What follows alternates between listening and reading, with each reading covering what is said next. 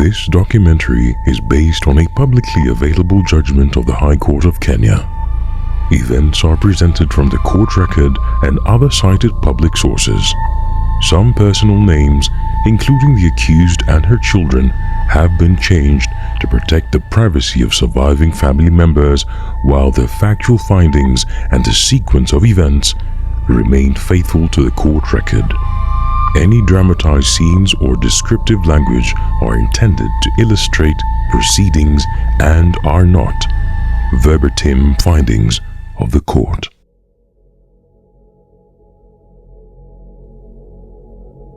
There are doors that once closed should never be opened again.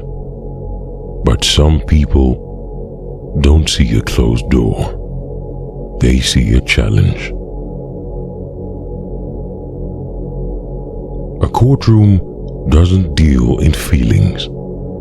It deals in facts, in fragments, in the small, unremarkable things that, when laid side by side, begin to tell a story no one wants to hear. A knife with a plastic handle, a bottle of insecticide, a note in a pocket, a man throwing himself in front of a moving bus. 4 things, 4 pieces of evidence, 1 question. What connects them?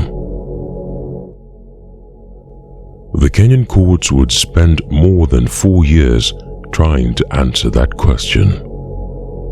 And the answer, when it came, would hinge not on a confession, not on a witness who saw the blow land, but on the weight of circumstance and the quiet, cumulative power of coincidence stacked too high to be accidental.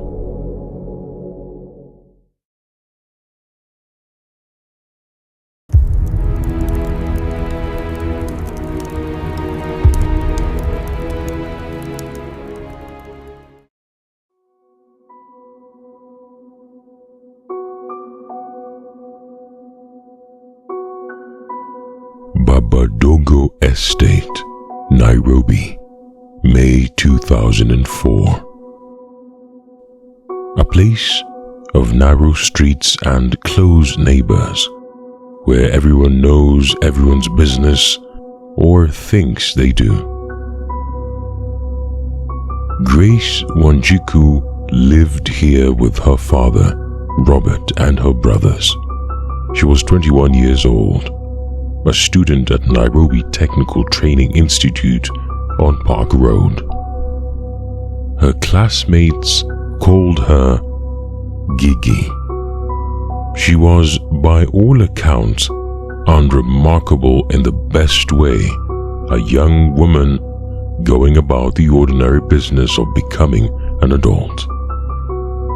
But in the second week of May, something changed. Gigi told her father that a young man had been coming around to her school, to their home when her father wasn't there. He wouldn't stop. She didn't know where he lived, but she had begun to feel hunted rather than courted.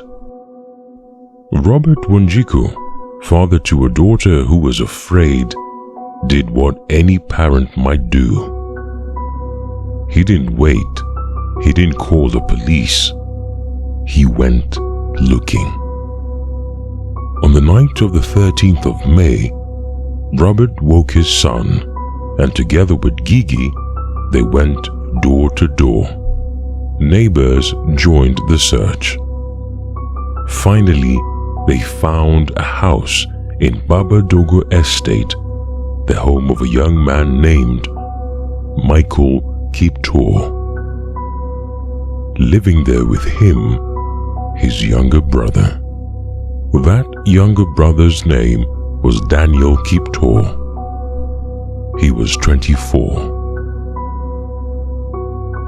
When Michael called Daniel into the room and Daniel saw Robert and his children standing there, he turned straight back around and walked out. It took his brother going after him twice to bring him back inside. When he finally sat down, Robert asked him plainly, did he know his daughter was afraid of him? Daniel's answer, as Robert would later recount it in court, was that it was Gigi who was following him, that he'd asked her to stop. Gigi didn't accept that. She turned to him in that room and said something that would later be preserved almost word for word in the court record.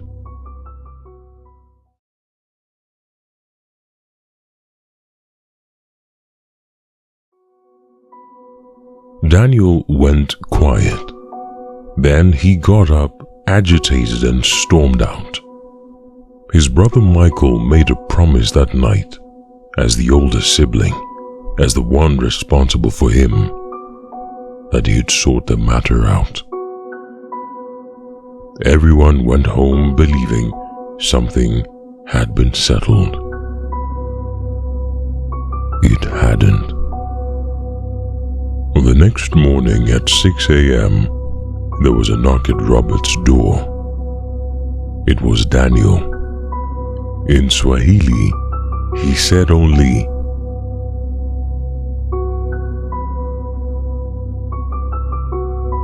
he said it without looking at Robert and left before anyone could answer him. Robert, already uneasy, called after him not to come back to the plot. 3 days later, Gigi was dead. The morning of the 17th of May began like any other at Nairobi Technical Training Institute. Students arriving, classes starting, the ordinary hum of institutional life. Just after 7 a.m., a member of staff named Daniel Givaka, a real figure in this record, testifying under his own name, heard screaming outside the compound. He found a crowd gathering around a young woman lying on the ground, bleeding from her chest, still alive. He ordered her rushed to hospital in the institute's pickup truck. She died before she got there. A second staff member, a lecturer arriving by car, had pulled up to the closed gate minutes earlier, close enough and slow enough to watch a man and a woman locked in a struggle near the fence. The man was forcing her forward. She was pulling her back. He didn't think much of it. It was the kind of thing you see sometimes, a disagreement, a quarrel between lovers, something best left to resolve itself. 15 minutes later, he was told a student had just been killed at that very spot. He would later stand in court and identify the man from that struggle by build and complexion, light-skinned, shorter than himself, sturdy, and say without hesitation that the man in the dock was the one he'd seen. He couldn't see the face clearly. He didn't see the blow land, but he saw the struggle and he remembered it. At the scene, police recovered a table knife sharpened on both edges, its blade wet with blood. A short distance away, a small brown bottle, empty, its top gone, reeking of insecticide, the kind used on cattle, the kind used on crops, not generally on people. For 2 days, The trial went cold. 10 kilometers away on the Kiambu road, a minibus driver saw something he had never seen in 12 years behind the wheel. A young man jumped directly into the path of his moving vehicle. He swerved. The man hit the tarmac hard, bruising his face, but the bus never touched him. The crew pulled him up and took him straight to Kiambu District Hospital. At the hospital, the clinical officer on duty found a patient who couldn't speak, who was frothing at the mouth, violent, resisting examination, and who reeked unmistakably of the same class of chemical found in that empty bottle at the school gate. Organophosphates, pesticide, poison. Searching him for identification, hospital staff found no ID card. What they found instead were 2 photographs of a young woman, one of her alone, one of her in a group, and a folded, ruffle note in blue ink. The note read in part,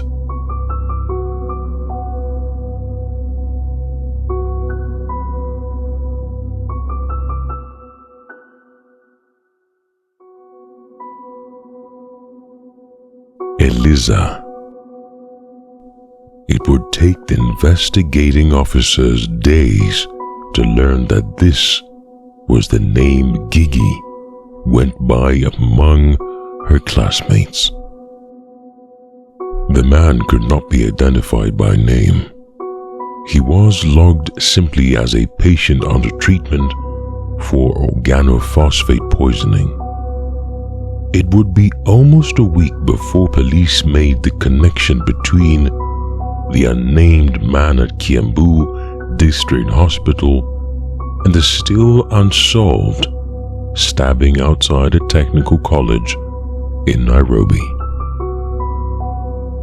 When his brother Michael finally tracked him down through a chance phone call about a patient who was speaking, and police showed him the photographs recovered from the man's pocket, there was no ambiguity left. It was Gigi in both. In one, dated a full year earlier, she wore the exact same clothing as in the second. Whoever had kept these photographs had kept them for a long time. Daniel Kipto was arrested. He was later found mentally fit to stand trial.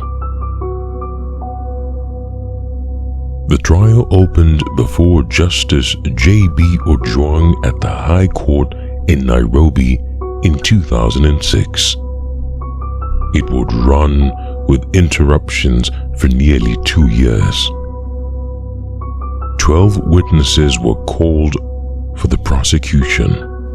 Family members, teachers, police officers, a forensic analyst, a pathologist, the driver and conductor of the minibus, the clinical officer who first treated the accused.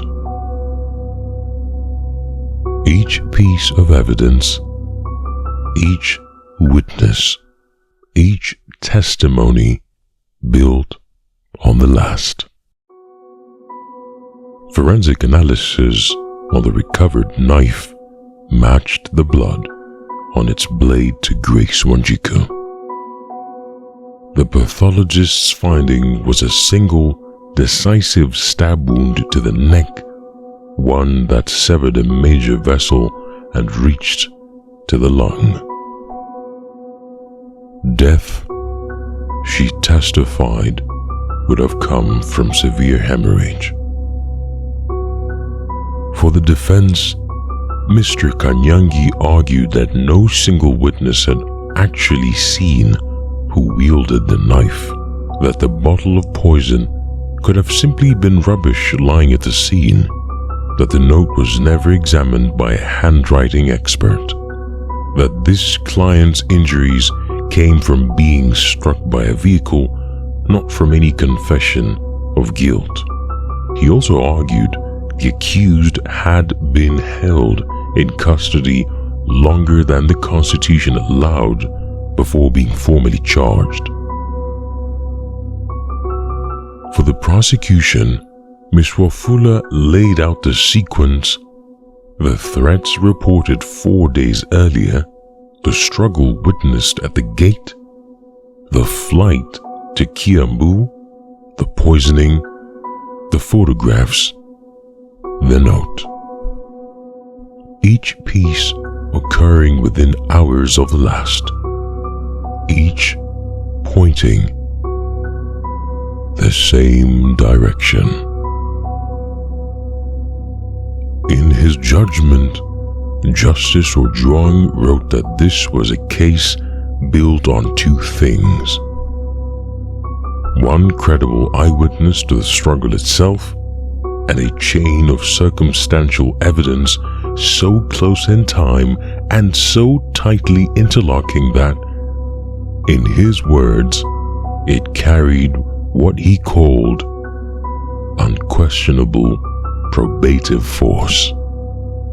He found that the note's reference to Eliza could only refer to the young woman known by that name at her school, the same young woman whose photographs, a year old, had been carried in the accused's pocket.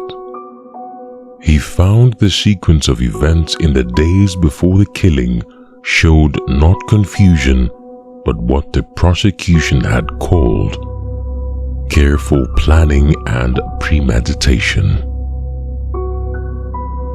On the question of delay in charging the accused, the court held that the objection had been raised too late in proceedings to be given weight.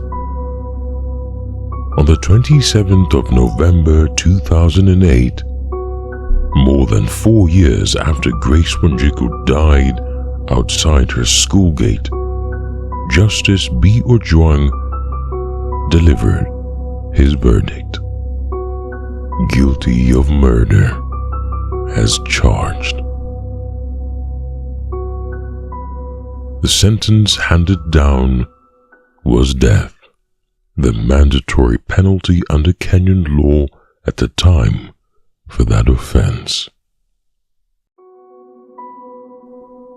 It takes time for a courtroom to build a case, to gather the fragments, to arrange them in order, to test them against doubt. It took 4 years here, and in the end, the verdict turned not on a single decisive piece of evidence, but on the weight of many. A young man who followed a young woman to school, a note in a pocket that no one read until after the fact, a relationship one person believed was already over and the other never let go of. There's a particular kind of case that doesn't announce itself as dangerous until it's too late to intervene. The signs are there, but they only become clear in retrospect. The pattern only reveals itself when you can see the whole picture. The court's task in the end wasn't to explain why. It was only to determine, beyond reasonable doubt, whether the man in the dock was the one who ended her life. It found that he was.